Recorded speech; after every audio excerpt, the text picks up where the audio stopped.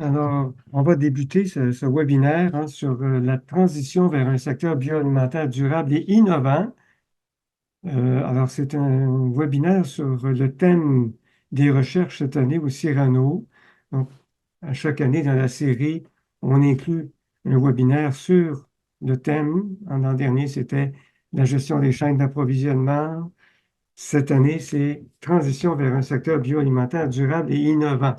Alors, on a la chance d'avoir avec nous M. Thierry Voirin, qui est fellow au Cyrano, professeur à HEC Montréal, qui va nous présenter de façon particulière le recours aux données pour accompagner cette évolution. Alors, le webinaire va commencer par la diffusion d'une vidéo que le Cyrano a préparée sur ce thème, le bioalimentaire, un secteur stratégique en transformation. Après, pendant quelques minutes, je présenterai des statistiques sur l'agriculture et l'alimentation. Vous avez dans la présentation aussi la liste des titres qui ont un lien avec le secteur de l'alimentation, l'agriculture, l'alimentation. Et on conclura avec l'exposé de M. Voirin sur le recours stratégique aux données.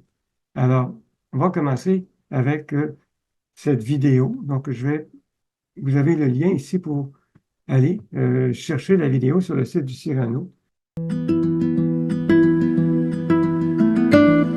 Le secteur bioalimentaire est vraiment au cœur des préoccupations actuelles et on voit également que les crises successives qu'on a connues dans les dernières années ont vraiment mis en évidence en fait l'importance vitale et je dirais même presque essentielle du secteur bioalimentaire, tout en mettant également en avant un petit peu la vulnérabilité de ce secteur-là. Que l'on parle par exemple pendant la pandémie, on a tous remarqué, en fait, constaté la fragilité des chaînes d'approvisionnement, alors que les épiceries subissaient, en fait, faisaient face à des pénuries d'aliments. Ou encore lorsque l'on pense aux récoltes qui ont été mises en péril avec les conséquences des changements climatiques, que l'on parle de sécheresse, de pluies torrentielles, d'inondations ou même des incendies. On peut parler également encore des ménages en fait qui ont tiré la sonnette d'alarme face à l'augmentation du coût des aliments. Parallèlement à tout cela, en fait, on voit que le secteur bioalimentaire est vraiment un moteur de l'économie du Québec. Il est présent dans toutes les régions, il emploie plus de 450 000 personnes, donc c'est un emploi sur 8 au Québec. Et on voit vraiment que c'est un levier important pour la vitalité des territoires. Alors pourquoi un secteur bioalimentaire? On a décidé vraiment de s'arrimer avec les définitions qui est utilisée par le MAPAC, qui distingue finalement le secteur agroalimentaire du secteur bioalimentaire, et parce que le secteur bioalimentaire ajoute en fait tous les produits de la mer. Donc en fait, quand on va parler de secteur bioalimentaire, il faut vraiment considérer tous les maillons du producteur jusqu'au consommateur, en passant par la transformation et la distribution. Les domaines d'études dans ce contexte-là sont vraiment vastes et l'avantage en fait à Cyrano, on a énormément de chercheurs qui s'attardent à trouver des réponses en fait à l'ensemble de ces questions et à essayer d'identifier des recherches qui permettraient d'améliorer en fait le secteur bioalimentaire actuellement. Et donc le Cyrano, à travers ces recherches-là, va fournir à la fois des données probantes, des analyses objectives, à la fois pour contribuer à la réflexion, mais aussi pour amener des éléments de réflexion pour aider à la prise de décision de toutes les parties prenantes du secteur bioalimentaire. Alors, la pandémie de COVID-19 a fait ressurgir des concepts comme l'autonomie alimentaire, l'autosuffisance alimentaire, la sécurité alimentaire et la souveraineté alimentaire, mais on les utilise un peu pêle-mêle, en fait. Ces concepts-là ont tous l'alimentation en commun, mais ils sont quand même très différents. Quand on parle d'autosuffisance alimentaire, on a cet objectif de s'auto-alimenter, donc d'être en autarcie agricole, de pouvoir produire ce que l'on a besoin pour s'alimenter en tant que pays, en tant que région. Vouloir atteindre l'autosuffisance alimentaire, selon moi, ce n'est pas très pertinent, économiquement du moins, pour un pays. Premièrement, si on pense juste au Québec, par exemple, avec le climat qu'on a, il est inconcevable de commencer à planter des oranges, des bananes dans les serres. Là, économiquement, ce n'est pas viable. Et d'un point de vue plus macroéconomique, si chaque pays devient autosuffisant et vise une autosuffisance, on amène d'autres risques, en fait. Quand on pense aux risques climatiques, quand dans une région, par exemple, il y a des problèmes climatiques qui fait que la récolte n'est pas suffisante, il y a une autre région où le climat aurait été plus clément. Et donc, ça permet quand même de gérer le risque au niveau géographique. Après, on a la notion de souveraineté alimentaire qui a émergé en 1996 au sommet de l'alimentation. Et l'idée, c'est comment un pays va mettre en place, développer ses politiques basées sur des considérations locales, donc les besoins de sa population, les besoins de sa production, de sa distribution, de sa transformation, de sa consommation. Donc la capacité pour les pays à élaborer leurs politiques basées sur leur réalité, mais sans nuire au fait que les autres pays aussi peuvent développer leurs politiques. C'est sûr que dans la notion d'autonomie alimentaire, il y a une question d'autosuffisance. Donc, on cherche quand même à atteindre un certain niveau d'autosuffisance, de production alimentaire locale pour nourrir les populations. Ça permet de revitaliser le secteur agricole, de s'assurer qu'il y ait une activité agricole sur les territoires. Ça permet aussi d'amener la notion de développement durable dans l'agriculture, mais aussi dans les chaînes d'approvisionnement et de prendre en compte aussi des aspects santé. Donc, selon moi, c'est vraiment un concept gagnant que les communautés, que les pays, les régions veuillent avoir plus d'autonomie alimentaire. En fait, un des grands problèmes de l'alimentation, c'est la dépendance aux emballages. Et un des défis qui nous attend dans les prochaines années, c'est comment se retirer des emballages. En fait, comment réorganiser notre système d'alimentation pour que les emballages ne soient plus aussi essentiels. C'est une question très difficile parce que, comme nous l'ont montré la pandémie, les questions sanitaires sont prédominantes. Le Canada, chaque année, produit ou importe à peu près 4,6 millions de tonnes de plastique. Et la moitié de ces plastiques servent à faire des emballages. Et les emballages, aujourd'hui, on est capable d'en recycler à peu près... en fait, le plastique, on en recycle à peu près 6 à 9 %. On est très loin d'avoir un système durable de ces emballages. Beaucoup partent dans l'enfouissement ou sont exportés vers d'autres pays. Et ce qui se passe, en fait, c'est pour les plastiques notamment, on exporte de moins en moins depuis que la Chine a coupé ses frontières à l'importation de déchets ou de matières recyclables de mauvaise qualité. Et malheureusement, le Canada s'inscrit là-dedans. Là, on produit malheureusement des matières recyclables de piètre qualité. Donc, on a trouvé d'autres avenues, d'autres pays de l'Asie du Sud-Est notamment, mais ces pays se sont vus aussi rapidement débordés, là, vu la coupure de la Chine. Et donc, ces pays ont aussi instauré des politiques plus strictes à l'importation. Donc, ce qu'on fait en ce moment, c'est qu'on le réutilise, on le récupère de plus en plus au Canada. On l'exporte aussi de plus en plus vers les États-Unis. Un des grands enjeux, c'est que chaque détaillant constate le problème des emballages, mais chacun individuellement n'a pas intérêt à bouger parce que si moi je fais plein d'efforts pour les emballages, je risque d'être pénalisée versus les compétiteurs qui, eux, ne feraient pas ces mêmes efforts et donc n'auraient pas ces coûts supplémentaires à gérer, etc.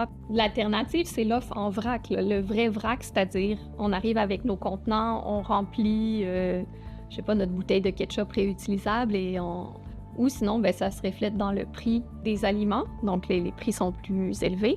Et là, le consommateur, il se dit, ça devrait pas être plus élevé parce que moi aussi, je fais plus d'efforts. Donc, j'aimerais que ce soit moins cher. En fait, je fournis le contenant.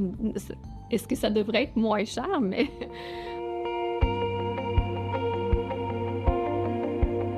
De façon générale, effectivement, on s'aperçoit cette année que la population a tendance à être plus critique envers le secteur bioalimentaire et bien que la confiance demeure élevée envers les entreprises, on voit quand même que quand on leur pose la question, par exemple, sur les facteurs qui influencent ou qui sont la cause de l'augmentation du coût des aliments, le blâme est beaucoup plus tourné vers les transformateurs, vers les détaillants que vers la conjoncture. Face à cette méfiance-là, en parallèle, on constate pourtant une préoccupation très grande pour tout ce qui est enjeux environnementaux, que l'on parle justement de l'utilisation des pesticides, de la santé, du bien-être animal, de l'utilisation d'hormones de croissance pour les animaux. Tous ces enjeux-là font partie des 10 préoccupations, des 10 enjeux les plus préoccupants sur les 38 qu'on étudie. Sur le plan global, donc lorsqu'on regarde le secteur agricole, comme le reste de la société, on a une conscience forte sur le fait que nos pratiques doivent être plus économes sur l'utilisation des ressources naturelles et avoir le moins d'impact possible sur l'environnement. Donc, il n'y a pas de doute que notre secteur, que ce soit la production, la transformation ou même la consommation, nous sommes conscients que nous devons avoir des pratiques plus durables. Sauf que lorsqu'on regarde, que ce soit au niveau de la production, de la transformation, on voit que les changements fondamentaux n'ont lieu que lorsqu'on a des politiques qui compensent, donc lorsqu'on a de la carotte. Donc c'est là qu'on change la trajectoire et qu'on a un peu plus de comportements durables qui sont mis en œuvre. Donc les politiques semblent importantes pour modifier nos comportements. Et on l'a vu avec le récent PAD où dès qu'on a eu un financement qui a été disponible, il y a beaucoup de producteurs qui ont été prêts à mettre en place donc des comportements qui sont plus écologiques, des pratiques qui sont plus écologiques, qui sont plus durables. Et de mon point de vue, nos politiques doivent bien cibler, que ce soit nos mécanismes d'atténuation des impacts, et là je pense plus spécifiquement aux questions de changement climatique, mais d'adaptation. Parce que dans tous les cas, nos changements climatiques sont déjà présents et il nous faut nous adapter. On y est déjà, donc on sent que la réglementation est essentielle pour changer les habitudes. Et ensuite, peut-être des incitatifs, soit des programmes d'accompagnement pour faire une transition vers le vrac qui serait nécessaire. Et un accompagnement, pas juste chez les détaillants, mais tout au long de la chaîne de valeur. Comment réorganiser, consultation en fait publique, comment réorganiser le secteur et comment s'assurer qu'on satisfait à des préoccupations basiques de logistique, d'hygiène, etc. Parce que c'est des questions qui sont concrètes. Parce que dans tous les cas, nos changements climatiques sont déjà présents et il nous faut nous adapter. Donc il nous faut avoir des politiques, puisque c'est ça qui semble fonctionner, des politiques qui nous permettent finalement de faire en sorte que, même si globalement on a de l'adoption de faible à moyenne de pratiques durables, qu'on accélère le pas. Dans des environnements non contrôlés en plein champ, par exemple, où on ne contrôle pas la pluie, le vent, la météo, l'intelligence artificielle pourrait vraiment être très, très utile, encore plus utile que dans les environnements contrôlés. Ce qu'on voit, par contre, c'est qu'au niveau de la transformation, il va y avoir beaucoup plus d'applications. Donc, on est dans des entreprises plus grandes déjà, qui ont plus de moyens financiers et qui vont adopter de la technologie, notamment de l'intelligence artificielle, pour leurs opérations internes de transformation, mais également dans les champs, avec leurs fournisseurs producteurs, pour mieux arrimer la production agricole avec la transformation, par exemple. Donc cette question, quand même, mérite d'être suivie pour voir comment ça change la structure des entreprises, comment ça change les besoins en capitaux, et finalement, comment élargir nos politiques qui permettent à la relève agricole de s'installer. Donc ça doit être scruté. On pourrait penser également au fait qu'il y a des formes d'organisation des producteurs différentes qui se mettent en place. En Europe, on a des coopératives d'utilisation de matériel agricole qui achètent de l'équipement et qui se partagent entre eux. Donc peut-être que ce seraient des formes d'organisation qu'il faudra regarder, qu'il faudra affiner pour s'assurer finalement que chacune des entreprises agricoles n'ait pas besoin de sa machinerie. En général, ce qu'on observe dans ces coopératives d'utilisation de machinerie agricole, c'est qu'elles sont plus vertueuses dans leur choix d'équipement. Elles tiennent compte de questions environnementales dans leur choix d'équipement. Le développement des technologies numériques dans le secteur agricole pourrait amener à une perte d'expertise chez les producteurs. Il y en a certains qui ont cette crainte de perte d'expertise parce que l'IA, les robots vont pouvoir faire les choses à notre place, vont pouvoir penser, vont pouvoir identifier les problématiques à notre place. Par contre, c'est pas du tout généralisé pour le moment. Je dirais plutôt que c'est une fracture qui va se créer entre des producteurs qui, eux, n'ont pas du tout cette crainte-là et veulent aller vers plus de technologie parce que ça les aide et aussi parce que la taille de leur entreprise les oblige à aller vers ces outils-là.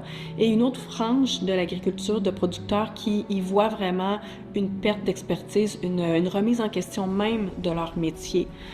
Donc peut-être qu'il va y avoir une fracture qui va s'installer avec le temps. On se rend de plus en plus compte que la donnée est stratégique parce que les décisions sont de plus en plus fines et basées sur des données de plus en plus fines. Donc pour être optimaux, dans l'ensemble de nos comportements en fait. On a besoin d'utiliser une masse importante de données et dans leur globalité. Donc on a vraiment deux dimensions. On n'a pas seulement la dimension, je vais dire, verticale en termes de données, mais on a également une dimension horizontale et il faut qu'on ait la capacité à intégrer toutes ces données dans le processus de prise de décision. D'abord, ce qu'on se rend compte, c'est que le développement du partage de la donnée au sein du secteur agricole se développe sur le modèle d'une économie de plateforme, un peu comme à la Facebook. Donc, les producteurs agricoles achètent des technologies, les utilisent sur leur ferme, ça génère des données. Les données peuvent être récupérées par le fournisseur de la dite technologie qui va les utiliser, les mettre en relation avec d'autres données de d'autres producteurs pour en faire un produit, souvent d'aide à la décision. Le producteur va pouvoir alors acheter aussi ce produit en plus de la technologie. Le premier enjeu, c'est celui de la numératie au niveau même de ceux qui produisent la donnée. Parce que moi, je considère que c'est le producteur agricole qui produit la donnée. Il faut qu'il soit suffisamment conscient que cette donnée est stratégique pour lui. Donc, il faudrait que les personnes qui sont formées dans nos universités, qui sortent de nos universités, qui accompagnent les producteurs et les productrices, soient capables d'analyser cette masse importante de données qui sont présentes. Parce que notre système de production produit déjà ces données. On a la capacité technique au sein de la société québécoise d'une bonne utilisation de ces données. On a la puissance machine, on a la technologie, on a l'intelligence, donc on a la capacité d'utiliser ces données. Par contre, on est très en retard pour l'utilisation réelle de ces données sur le terrain, alors qu'elles deviennent stratégiques. On pourrait croire qu'avec la révolution numérique dans le secteur agricole, on n'aurait plus besoin d'agronomes parce que l'intelligence artificielle va finir par donner des conseils et on n'aura plus besoin d'agronomes. Mais en fait, c'est tout le contraire. Ça va être un renouveau pour l'agronome qui va être capable de se former dans les deux disciplines. À terme, par contre, plus l'agriculture va évoluer vers le numérique, vers l'importance de la donnée et où la donnée va devenir presque aussi importante que l'actif terre, là, ça peut poser d'importantes questions, ne serait-ce que sociétales. Parce que quand que l'agriculture va être basée sur la donnée, la question du contrôle de la donnée va se poser. Et qui va contrôler la donnée va contrôler, entre autres, l'agriculture et l'alimentation.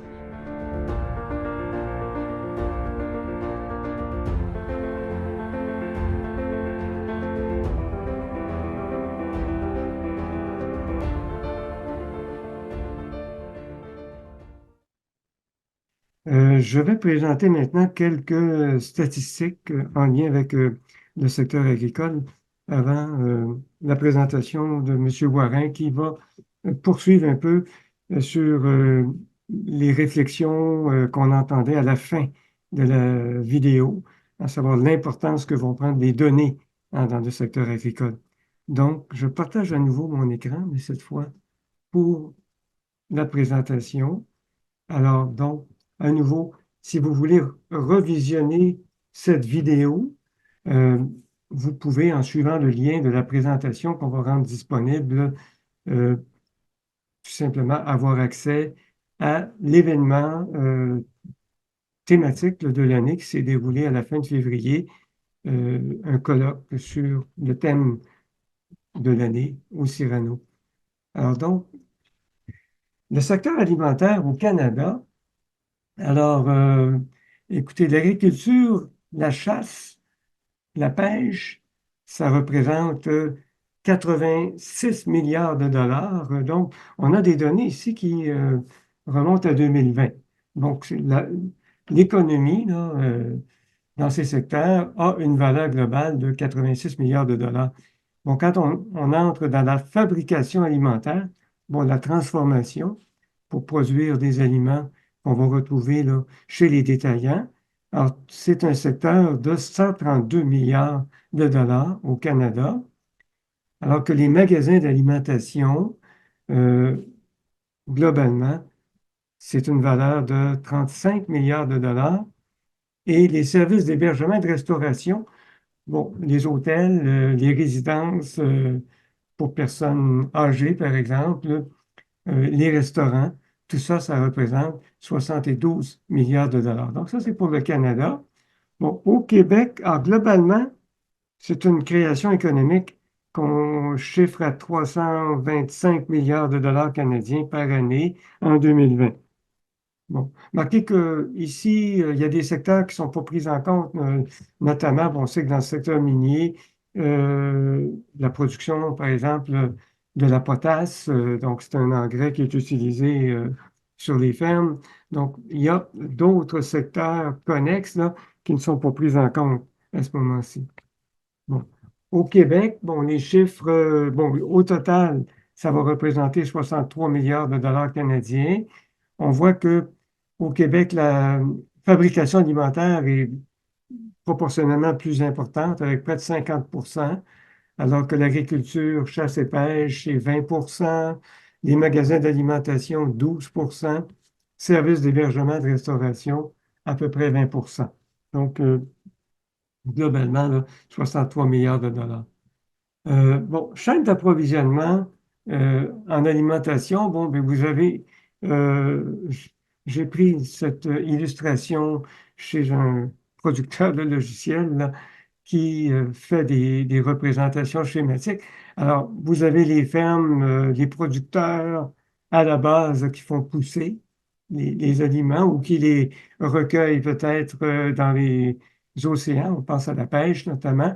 Vous avez le secteur qui transforme, emballe, alors les fabricants d'aliments, les courtiers hein, qui peuvent servir d'intermédiaires. Vous avez le transport. euh, vous avez, par exemple, les distributeurs au détail, les distributeurs dans les services alimentaires.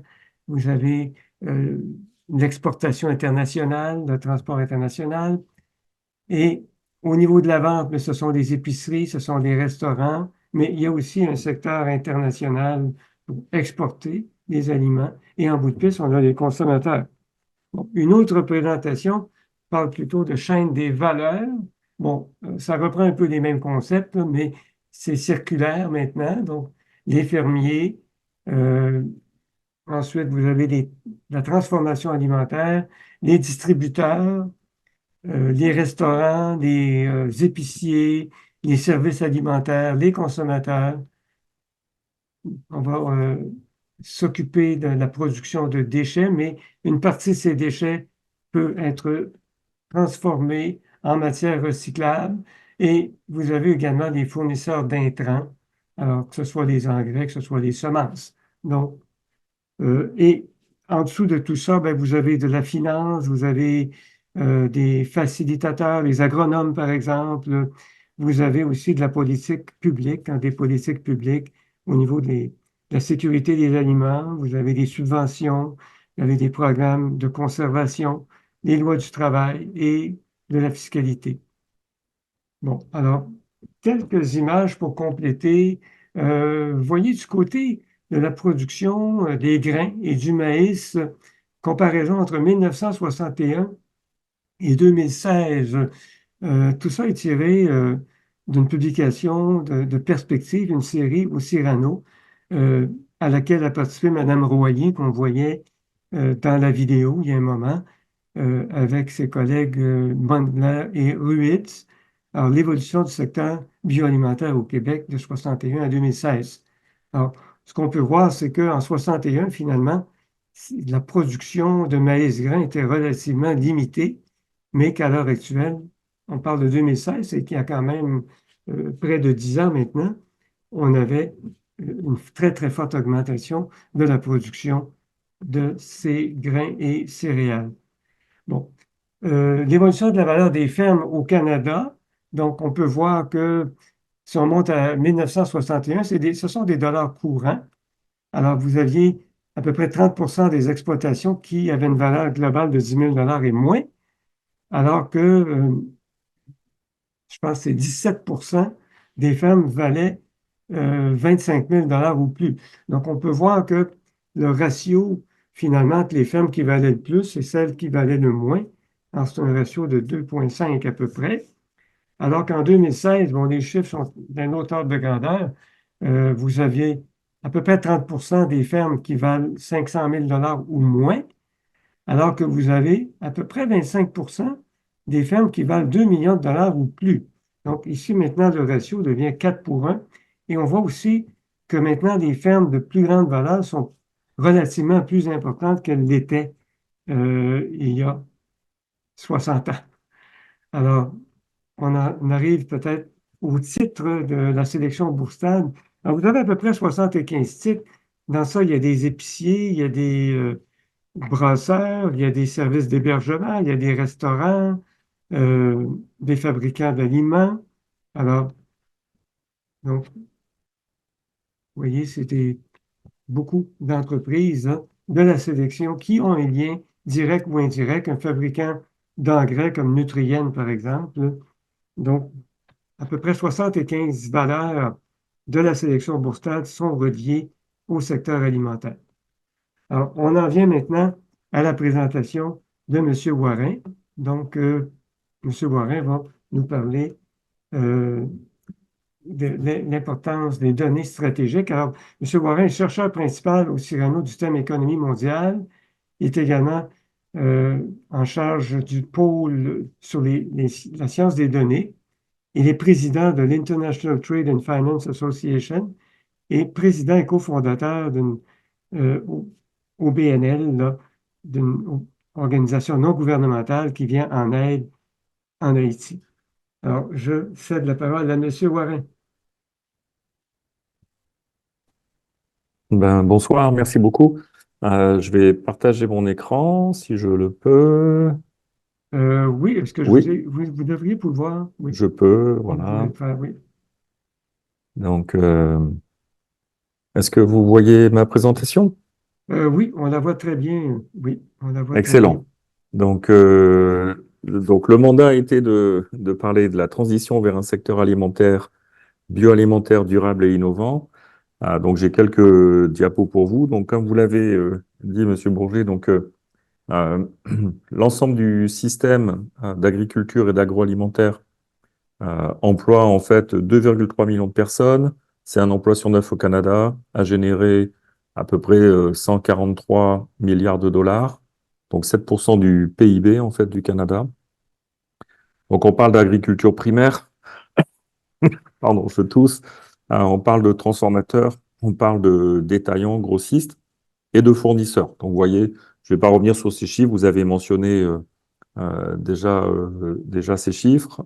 Autrement, on a 2400 entreprises dans le secteur de la transformation alimentaire. Certaines sont dans la liste Bourstad. Euh, donc les principaux constats.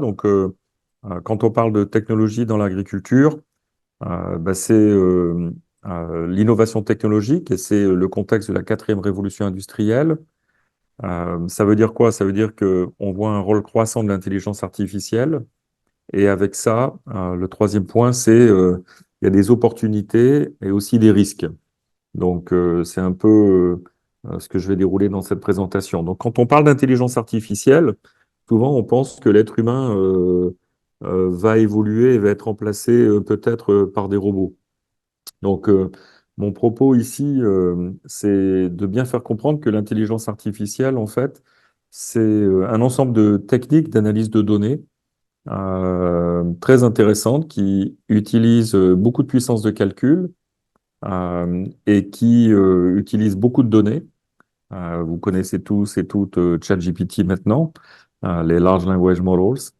Et, et en réalité, ces techniques mathématiques intégrées dans du code reposant sur des données massives nous permettent en fait d'affiner la prise de décision. Donc c'est comme avoir un cerveau supplémentaire, si vous voulez, qui fait des choses que notre cerveau humain n'est pas capable de faire. Donc avoir un cerveau supplémentaire, vous pouvez le mettre dans un robot, effectivement, mais vous pouvez le mettre aussi à côté de vous, dans un cellulaire avec votre ChatGPT à l'intérieur, par exemple. Donc ça peut augmenter soit un robot, donc du mécanique, ou de l'humain. Et là, moi, je vais parler d'intelligence augmentée, qui est l'intelligence artificielle au service de l'humain. Donc, vous voyez que, en réalité, cette image n'est pas très réaliste. C'est juste une toute petite partie de la réalité de la transformation numérique. Et quand on parle de transformation numérique, donc moi j'aime bien, donc je vous parlais de cerveau, et j'aime bien rappeler qu'en réalité, finalement, ce qui est important, ce sont les données, et les données sont des données d'entraînement pour faire des modèles prédictifs, et donc nous aider dans la prise de décision. Donc il n'y a aucune intelligence artificielle sans maîtrise des données. Et là, j'en arrive presque à une conclusion finalement. Je vais faire une boucle maintenant et parler du secteur agroalimentaire et puis dire que bah, si on veut transformer notre secteur agricole, et puis en réalité il va le faire tout seul avec ces nouveaux outils de prise de décision, il va falloir des données, il va falloir collecter ces données, et puis comme on récolte des fruits et des légumes, il va falloir récolter aussi les données pour pouvoir prendre des meilleures décisions. Mais aussi, il faut maîtriser ces données. Donc, il faut être capable de les analyser, puis il faut aussi en avoir le contrôle. Et on l'a vu dans la vidéo avec certains arguments qui étaient prononcés vers la fin. Donc, c'est quoi bon, toute cette innovation technologique basée sur la révolution industrielle? Donc oui, ça va toucher à la robotique. Donc, John Deere nous propose des tracteurs un peu plus intelligents, qui sont presque, enfin, qui sont des véhicules autonomes pour les plus chers d'entre eux. Mais ça va aussi toucher à l'humain. Donc, l'aide à la décision, la transformation des processus existants. Et donc, vous voyez que c'est une révolution industrielle, finalement, dans le domaine agroalimentaire, qui est sur deux fronts. Donc, du robotique plus intelligent et de l'humain plus informé. Donc, c'est intéressant. Donc, en fait, aujourd'hui, on commence à avoir de la transformation numérique chez les producteurs. Donc, 14% pardon, des producteurs automatisent leurs tâches. Le marché mondial de l'IA en matière d'agriculture devrait atteindre 3 milliards de dollars canadiens d'ici 2025.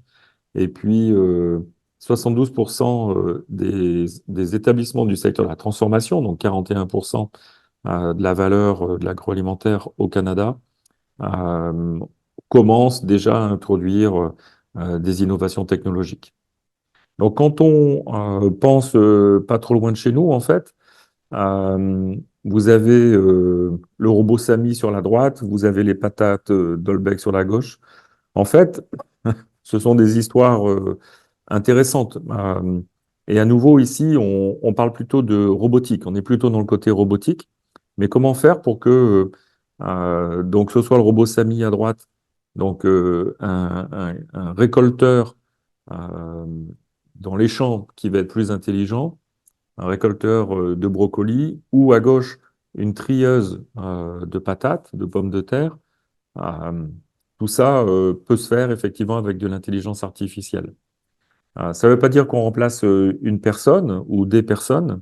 Dans le contexte du robot Samy, ben, ça veut dire que vous aidez les entreprises agricoles maraîchères qui ont du mal à trouver de la main-d'œuvre pour la cueillette. Et donc, ce robot peut les aider.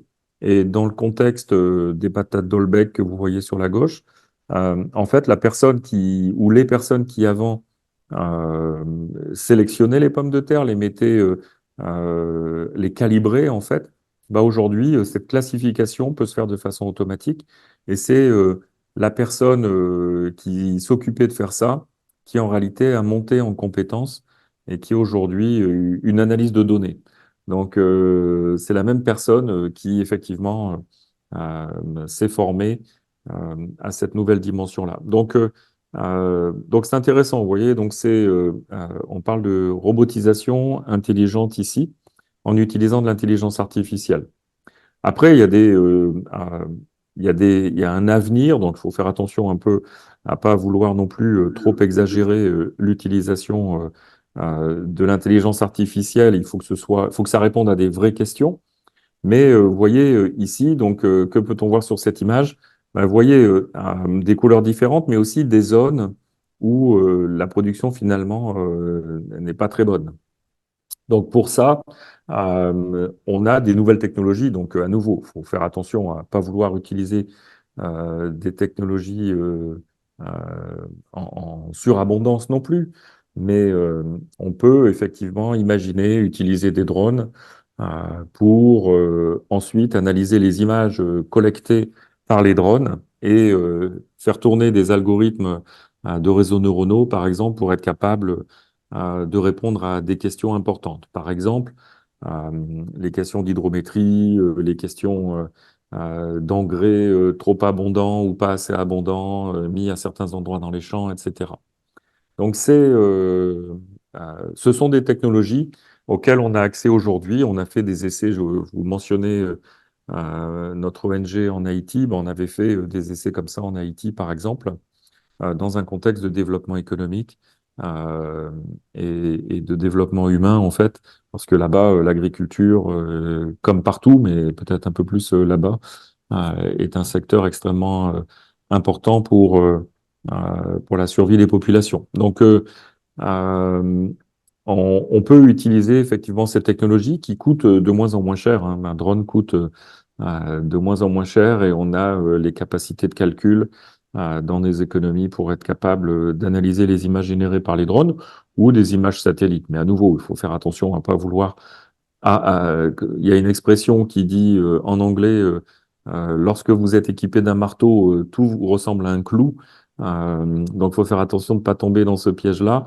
C'est pas parce que je suis équipé d'intelligence artificielle que je dois régler tous les problèmes avec ça.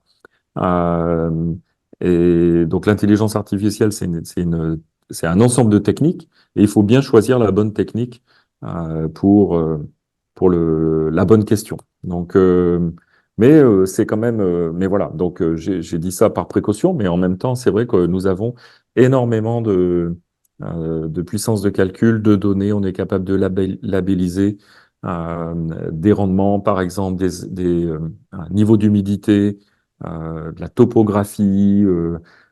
C'est quand même assez extraordinaire de pouvoir avoir toutes ces informations. Et l'objectif est d'optimiser. Pourquoi optimiser? Bah parce que vous voulez pas des problèmes, par exemple, d'algues vertes dans une baie, vous ne voulez pas donc avoir mis trop d'engrais, vous voulez avoir un impact sur l'environnement qui soit le plus faible possible en réalité. Donc, on veut être capable de fournir les 2500 kilocalories par jour à la population, mais en même temps, il faut le faire de façon raisonnée et optimisée. Donc, on a aujourd'hui, grâce à ces données, euh, effectivement la possibilité d'aller chercher plein de caractéristiques. En anglais, on parle de features, en fait, pour les modèles d'intelligence artificielle. Qualité du sol, qualité, quantité d'eau, les quantités d'engrais, etc.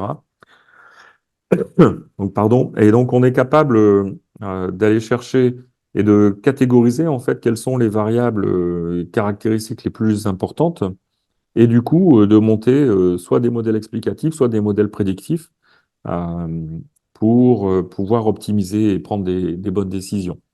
Donc ça veut dire que finalement, l'agriculture et le secteur du bioalimentaire, en réalité, reposent sur énormément de données et génèrent énormément de données. Donc, quand on récolte, il faudrait aujourd'hui être capable de récolter ces données également et pas les laisser s'envoler dans la nature, parce qu'en réalité, ça s'envole pas vraiment dans la nature, ça s'en va sur des serveurs auprès de compagnies et qui vont réussir à faire de l'argent avec ça. Donc, ça peut être un intérêt pour le monde agricole en réalité de se poser la question. Est-ce qu'on est une plateforme ou pas? Est-ce qu'on veut devenir une plateforme ou pas? Donc, c'est le modèle d'affaires de la donnée, l'économie des plateformes. Et devenir une plateforme, ça veut dire être capable, comme le fait Tesla, etc. Euh, Avec ma voiture, je collecte des données, mais les données collectées, quand elles sont agrégées, anonymisées, etc., je peux construire des modèles prédictifs sur les embouteillages, etc. Et la même chose peut se poser pour John Deere ou pour toute autre compagnie, en fait, agricole. Finalement, je vends un tracteur. Les agriculteurs collectent les données avec le tracteur, comme nous, on collecte les données avec nos véhicules, et ça part sur une plateforme de John Deere qui anonymise les données, etc., mais qui est capable de faire des modèles prédictifs sur les rendements potentiels. Et vous imaginez l'impact financier que cela a quand vous êtes capable de faire ces modèles prédictifs-là. D'un seul coup, vous êtes assis sur une mine d'or parce que vous êtes capable de savoir où s'en va l'alimentation mondiale. Donc, c'est énormément d'argent, c'est des opportunités incroyables. Et il faut vraiment avoir une littératie numérique à tous les niveaux, hein, des producteurs agricoles jusqu'à la transformation et la distribution, parce que sinon on laisse s'échapper en fait cette mine d'or. Et puis, à coup de contrats mal négociés, eh bien, ça finit par être la propriété peut-être d'un fournisseur de tracteurs, etc., ou d'une machine pour la traite des vaches, etc. Donc, on vit dans un nouveau paradigme, hein. On est en train de changer de paradigme dans le monde du bioalimentaire. Donc, ce sont des choses en fait extrêmement importantes aujourd'hui à considérer et à prendre les bonnes décisions. Donc moi, j'ai pas d'avis en la matière, mais je sais qu'on est à la croisée des chemins et le modèle va dépendre des décisions que nous allons prendre aujourd'hui et il faut prendre ces décisions bien informées. Donc, par exemple, John Deere convoite le marché des satellites. Donc, je vends des tracteurs, mais en même temps, je m'intéresse aux satellites et aux images en fait que ces satellites collectent. Et du coup, je lance mes algorithmes de réseaux neuronaux là-dessus et je suis capable de m'aider et d'aider en fait les acheteurs de tracteurs pour la performance agricole. Donc, les tracteurs, ça va être quoi dans 10 ans? Ben, est-ce que, ils seront tous autonomes? Est-ce que ce sera finalement une collection de drones? Donc, vous voyez on est vraiment à la croisée des chemins et, et les grands constructeurs de matériel agricole de ce monde sont en train de mettre de l'IA aussi dans leur plan stratégique. Donc c'est un monde qui va être qui a commencé sa transformation et qui va être de transformation de plus en plus et qui est aussi ouvert à l'entrée de nouveaux compétiteurs. Par exemple IBM, par exemple Google, donc les géants de la tech qui finalement s'intéressent aussi beaucoup à la question de l'agriculture. Pour quelle raison? Ben, parce que ce sont des données extraordinaires. Quand vous possédez les données des terres arables, ça veut dire que vous commencez à posséder pas mal d'informations stratégiques. Avoir les données de Google Maps, c'est bien, mais une mauvaise utilisation de Google Maps, tout ce que ça fait, c'est que ça crée des embouteillages. C'est pas bien, c'est embêtant, mais c'est pas stratégique pour la souveraineté d'un pays. En revanche, lorsque vous avez les données sur les terres arables et puis les semences et puis les engrais, etc., vous commencez à avoir des modèles prédictifs sur la capacité de ce pays à avoir une récolte 6 mois plus tard. Et sachant que l'agriculture est un secteur industriel bien particulier, si on se trompe et que 20% d'une récolte disparaît, ben c'est extrêmement grave. Donc, avoir ces données, avoir les modèles prédictifs, c'est avoir une information qui est extrêmement précieuse pour mitiger les risques ou pour augmenter les risques. Dans ce secteur, à nouveau, dans ce secteur de production qui est particulier, vous semez et vous attendez la récolte, grosso modo. J'exagère un petit peu, là, j'oublie des étapes. Mais ce que je veux dire par là, c'est que il n'y a pas beaucoup de mécanismes correctifs entre les deux. Alors que dans n'importe quelle industrie, il y a des mécanismes correctifs qui peuvent se mettre en place. Donc, c'est vraiment un secteur stratégique extrêmement important. Et du coup, la question avait été posée auprès des agriculteurs, donc dans cette enquête Cyrano, en fait, sur voyez-vous une perte d'indépendance en tant que producteur agricole face aux fournisseurs de cette technologie? Et quand même, c'est pas surprenant, mais moi j'étais quand même un petit peu surpris. En fait, les producteurs agricoles se posent quand même cette question sur l'indépendance et la souveraineté des données, en fait. Donc, je trouve ça particulièrement intéressant. Donc, c'est quoi les enjeux? Ben, on a un potentiel économique qui est extrêmement important. Mais les enjeux reposent sur l'évaluation du retour sur investissement qui est difficile de cette transformation numérique, sur la question de la gouvernance des données, donc en fonction aussi de quel type de production qui est concerné. Donc, est-ce que ce sont des environnements contrôlés? Est-ce que, comme les serres verticales, est-ce que Ce sont des environnements non contrôlés, comme la culture en grand champ, etc. Et puis ensuite, la question de la disponibilité des ressources ou de main-d'œuvre, mais aussi leur niveau de qualification. Donc, on a, par exemple, en termes de problématiques, eh bien, il nous manque un peu de littératie numérique et il faut des compétences analytiques aussi dans le domaine du bioalimentaire. Donc, on a des enjeux, on a aussi des opportunités. Donc, vous voyez ici ce petit dessin humoristique qui dit que donc vous êtes en train de me dire que cela va se transformer en valeur. Donc, j'ai récolté toutes ces données et puis je les mets au même endroit, idéalement sur une plateforme. Et puis après, il faut trouver la valeur à générer avec ça. Mais effectivement, c'est à nouveau comme pour Tesla, comme pour Facebook, comme pour toutes ces économies, ces entreprises de l'économie des plateformes. Ce sont ces données, en fait, et la capacité d'analyse que nous avons de ces données. Ce sont des choses assez extraordinaires. Donc, est-ce que, comme on l'a vu dans le reportage, est-ce que l'agronome va être remplacé par de l'intelligence artificielle? Est-ce que le docteur va être remplacé par de l'intelligence artificielle? Moi, je ne le crois pas. Moi, je pense que, et c'est ici donc un ancien vice-président senior d'IBM qui disait ça, Rob Thomas, l'IA ne va pas remplacer les gestionnaires, mais les gestionnaires qui utilisent l'IA vont remplacer ceux qui ne le font pas. Bah, c'est un peu ce qui va se passer quand même. En tout cas, c'est la crainte de beaucoup de personnes. C'est-à-dire que les, les gens du secteur bioalimentaire qui vont utiliser l'IA, ben, en réalité, vont prendre de meilleures décisions, optimiser, etc. Et, euh, et vont en fait remplacer ceux qui n'utilisent pas l'IA. Il va y avoir, donc en toute probabilité, on peut s'attendre à ce scénario. Maintenant, il y aura de l'endogénéité. Ça veut dire quoi? Ça veut dire que finalement, les agriculteurs, agricultrices, les gens de la transformation et puis de la distribution vont utiliser ces outils d'intelligence artificielle, comme aujourd'hui dans nos voitures, on utilise le GPS et on n'utilise plus de carte papier. Donc, je pense que ça va prendre un peu de temps. Mais ça a déjà commencé. Et puis, les enjeux dans nos économies développées sont importants, mais on va y arriver. Au niveau de la planète, c'est moins sûr pour les pays en émergence ou les pays en développement, parce que l'accès au capital n'est pas le même. Donc,